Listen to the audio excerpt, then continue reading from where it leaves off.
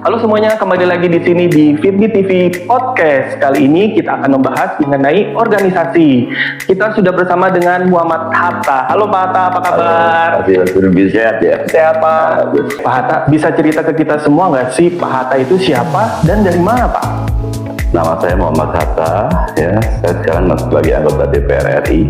Pak Hatta, aku sekarang pengen ngomongin mengenai personal branding nih Pak. Ya. Nama Bapak kan Muhammad Hatta, orang udah pada tahu ya Pak, apalagi di dunia politik.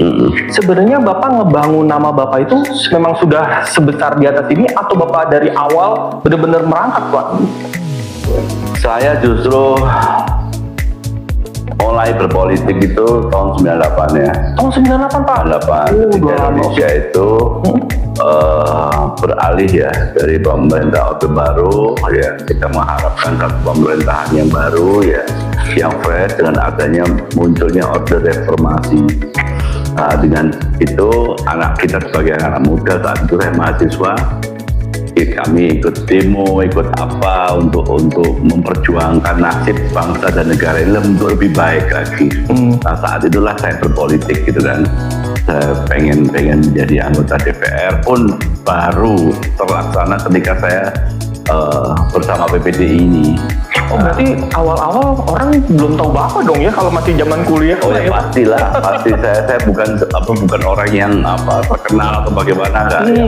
Karena kita punya organisasi aja, ya organisasi ini mendukung kita, otomatis kan alhamdulillah kita bisa terpilih kan gitu. Kalau kita nggak punya basic pendukung ya agak susah ya, untuk menjadi anggota DPR itu agak susah. Kita harus punya basis pendukung, orang cocok dengan kita, ide kita, apalagi saat itu kita menggaungkan tentang undang-undang desa. Jadi sesuai dengan harapan masyarakat, mereka menaruh harapannya pada kami untuk memperjuangkan undang-undang desa gitu kan. Maka itulah sebagai komitmen kami ketika kami jadi anggota DPR, ya itu yang kita perjuangkan. Jadi ada take and give antara masyarakat yang memilih saya dengan saya sendiri sebagai anggota DPR yang memperjuangkan mereka di legislatif gitu kan. Oke, kan Pak, memang ini bukan pemilihan sih, cuma kan kita pengen tahu aja. Mungkin bagi pengusaha di luar sana ya Pak, kan banyak banget tuh. Nanti suatu saat kan ada pemilihan lagi. Cuma kadang-kadang kan kita lihat dari kemarin kan ada yang diterima, ada yang enggak ya Pak. Iya. Nah, kalau menurut Bapak nih, pengalaman Bapak Pak, kalau misalnya yang nggak diterima ya Pak, itu kira-kira faktor apa ya Pak? Ya karena gini Mas ya. Saya sendiri selaku anggota DPR itu harus terus betul-betul berbasis pada keinginan masyarakat. Keinginan masyarakat itu yang Anda wakili itu apa gitu kan. Nah, ketika Anda berkampanye, Anda memperjuangkan visi dan misi kampanye kita sesuai dengan harapan mereka. Kalau mereka merespon, mereka akan memilih kita. Itu nggak bisa dipaksa itu kan. Iya betul. Mereka cocok, oh ini visinya cocok. Oh iya ini tentang desa. Oh iya kalau kita memilih dia akan perjuangan kita di desa. Iya. Jadi karena basis itulah mereka memilih kita gitu kan. Ya alhamdulillah, saya ini udah 3 periode Mas. Iya makanya Bapak 3 periode, bayangin pemirsa. Dari fraksi apa Pak? Dari fraksi PAN. Wah, Partai Amanat Nasional. Ya, 3 periode Pak, keren. Ya kalau bersama-sama kawan-kawan PDI ya, mereka mendukung saya dan saya tetap komit dengan desa itu. Sampai sekarang pun saya tetap komit dengan desa. Bagaimana perjuangannya untuk desa, bagaimana desa itu maju, desa itu mendapatkan hak-haknya dan alhamdulillah sekarang ini pemerintah Prabowo ini kan luar biasa ya dengan desa ya, adanya Kopdes ya, koperasi desa, sekarang juga adanya makan bergizi gratis yang basisnya juga di desa dan sebagainya gitu kan, yang mana nanti kedepannya mungkin desa itu akan diharapkan sebagai tulang punggung perekonomian di Indonesia gitu kan.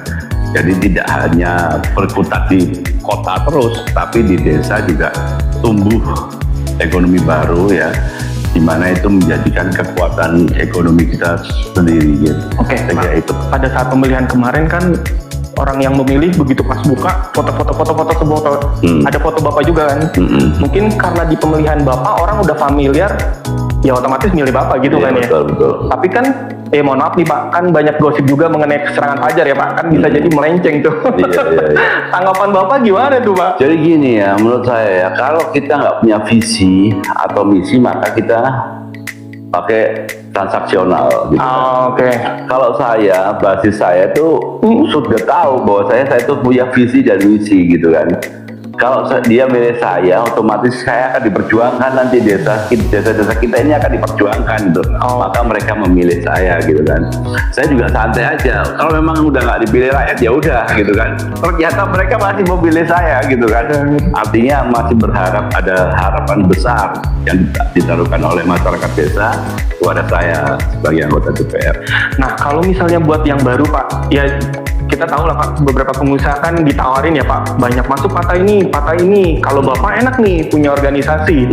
Tapi kalau misalnya dia yang nggak punya organisasi, menurut Bapak nih, dia tetap ikutan atau mendingan gimana Pak? Ya saya kira kita nggak boleh apatis ya sama politik ya. Karena bagaimanapun politik kan segmennya kan banyak sekali ya. Iya betul. Seperti anak-anak muda sekarang juga itu kan harus punya perwakilan. Kalau enggak, nanti kalau anggota DPR-nya tua semua gitu kan, tidak bisa mewakili anak muda kan susah juga gitu kan. Iya betul. Harus anak muda maju, membawa generasi ini mempunyai wakil di DPR supaya tahu kira-kira apa sih yang diperjuangkan gitu kan. Apa sih emang, karena kan beda sekarang ini, beda banget ini Gen Z ini beda banget ya. Betul. Beda banget mereka, cara bekerjanya berbeda ya, work from home, work from anywhere gitu kan. Mereka nyantai di kafe tapi mereka kerja gitu kan. Betul. Itu kan beda banget sama zaman-zaman kita dulu. Betul. Artinya apa? Ini perlu ada perwakilan gitu kan, supaya nanti ada yang menyuarakan di DPR sehingga itu bisa melindungi atau bisa mewakili minimal Gen Z dan kawan-kawan yang lain. Begitu juga kelompok-kelompok yang lain, saya kira gitu. Asal mereka punya kekuatan di DPR, punya perwakilan di DPR, maka saya kira itu perlu adanya kerjasama antara yang mewakili dan yang diwakili gitu kan, sehingga tercermin ya di DPR itu sehat gitu loh. Tidak transaksional semata gitu, tapi minimal ada visi dan misi yang dititipkan oleh pemilih maupun yang dipilih, saya kira itu. Nah Pak, pada saat pemilihan kemarin, ngomongin personal branding lagi ya Pak, kan kita lihat hampir di seluruh jalan terpampang Pak, spanduk, baliho, banner, kan Bapak juga ada tuh. Iya, sedikit sekali saya. Oh, Bapak malah sedikit ya Pak? Sedikit sekali. Tapi kalau kita lihat Pak, orang tuh banyak banget, apalagi dari partai Bapak kan banyak selebriti ya Pak. Tiba-tiba jalan biru semua, gitu-gitu. Nah, sepengaruh apa Pak untuk yang baliho, spanduk di jalan itu kalau menurut Bapak Pak? Dari pengalaman yang kemarin Pak? Ya karena apa? Mereka tuh nggak punya teladan gitu ya. Dan organisasi-organisasi yang ada itu mungkin tidak sampai memikirkan tentang politik, bagaimana mereka punya perwakilan di DPR, sehingga munculnya artis, munculnya selebritis itu yang dianggap oleh masyarakat sebagai mewakili karakter dia. Ya, oh ini masih muda seperti Farel Bramantya ya. Wah, anak-anak muda senang dong, gitu kan? Fansnya kan banyak dia merasa, oh ini bisa mewakili saya deh. Jadi karena itulah mereka terpilih gitu kan. Saya kira orang warga biasa juga bisa seperti saya gitu kan, yang basisnya bukan seorang selebritis, bukan seorang public figure gitu, tapi karena saya bersama-sama mereka untuk membangkitkan semangat mereka untuk memperoleh hak-haknya di Republik ini, sehingga mereka menaruh kepercayaan kepada saya untuk sebagai anggota DPR, saya kira itu. Nah, berarti Pak, meskipun lawan kita pada saat itu artis, berarti kita nggak usah terlalu khawatir ya Pak.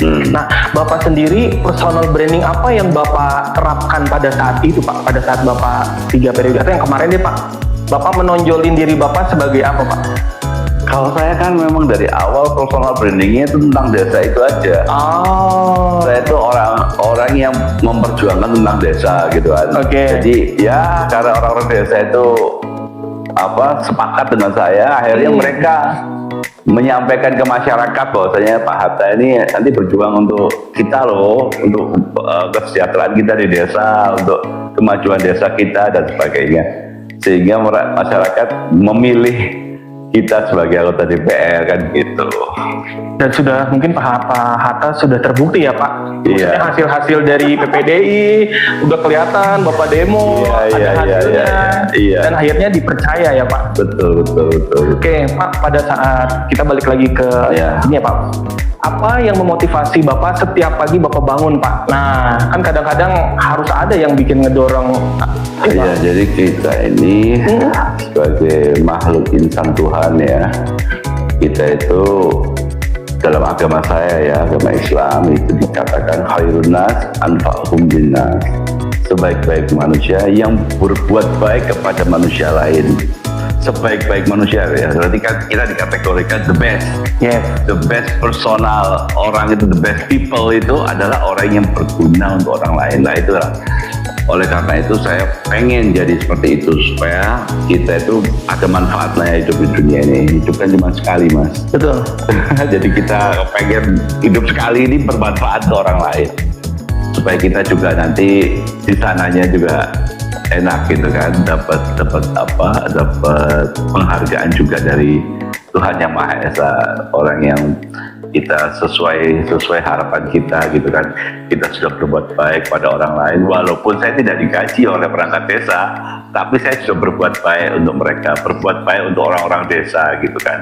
Nah, komitmennya mereka memilih saya dulu di DPR yang gaji negara gitu kan, dapat fasilitas itu pun negara, kita nggak tahu waktu kampanye mau digaji berapa ini, kita nggak tahu, nggak pernah terpikirkan gitu kan.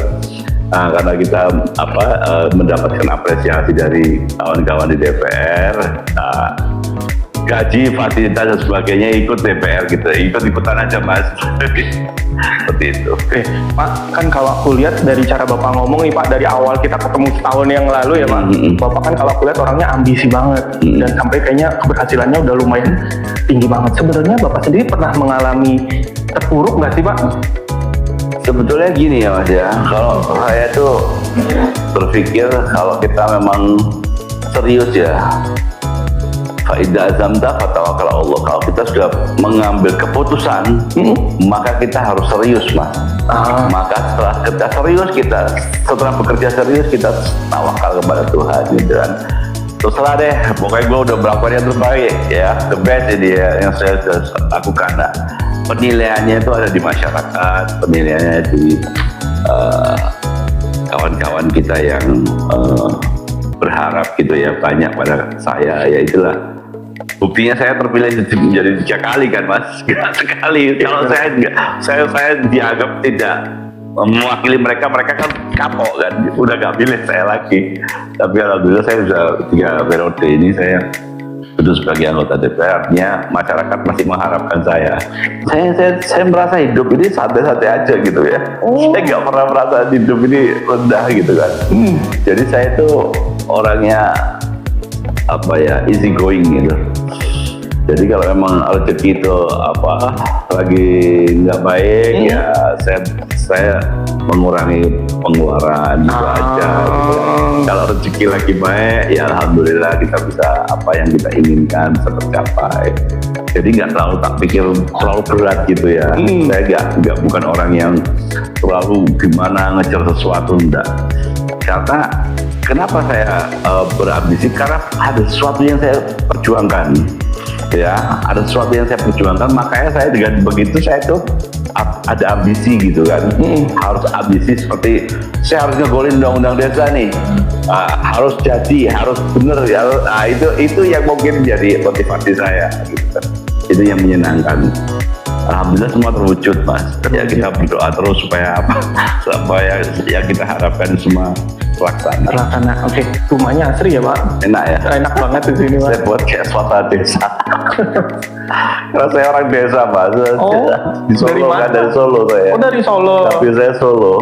Oke, Pak, terima kasih banget nih ngobrol-ngobrol kali ini. Kalau orang pengen tahu mengenai PPDI, bisa kunjungi kemana Pak? Ya, kita punya website ya, website PPDI, ada push info tentang PPDI gitu kan. Alamatnya apa Pak, websitenya? Cari cari aja pokoknya PPDI pasti ketemu deh. Gak susah kok ya, gak susah. Karena banyak sekali yang posting Mas. Banyak sekali yang punya website gitu punya. Tapi karena mereka semangat gitu ya, semangat mereka. PPDI ini buat website sendiri, PPDI ini buat website sendiri. Jadi kita memperbolehkan aja. Nanti kita mungkin di situ. Jadi kalau paling gampangnya PPDI diperoleh di mana infonya? Cari kepala perangkat desanya. Oh ya, cari perangkat desa itu sudah ada. Gampang kok PPDI itu. Oke, Ya. Pak, semoga organisasi PPDI makin sukses terus ya, Pak. Ya, terima kasih banyak, Mas. Oke, nah pemirsa, apabila ingin tahu mengenai perusahaan kami, bisa langsung mengunjungi kami di www.fitdipaten.com. Dan apabila ingin konsultasi hukum, bisa langsung kunjungi website kami di www.konsultasihukum.co.id. Sampai ketemu di tayangan kami selanjutnya. Terima kasih. Terima kasih banyak, Pak. Terima kasih, sukses ya.